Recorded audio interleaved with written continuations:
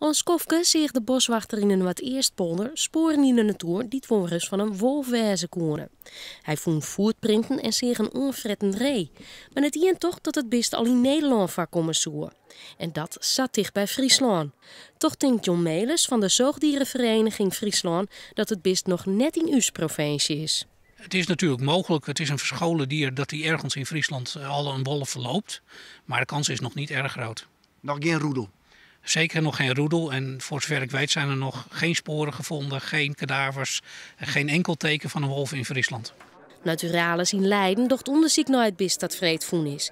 Zij bent van 98% wist dat het echt een wolf is. De wolf zit in Meerkes bekend als een gevaarlijk beest, maar hij komt net in de buurt van Meesken. Het enige dat de mens ervan vernemen kan is gegoel, maar dan moet er wel meer wezen. Nou, wat mij betreft is de wolf van harte welkom en ze zouden iets kunnen doen aan bijvoorbeeld het reeënbestand. En als ze ook nog eens een keertje zomerganzen gaan eten, dan hebben ze genoeg te doen. Als de wolf aanstek in Friesland is, dan zal die benammen voorkomen in het zuiden van de provincie, want daar is genoeg beschutting.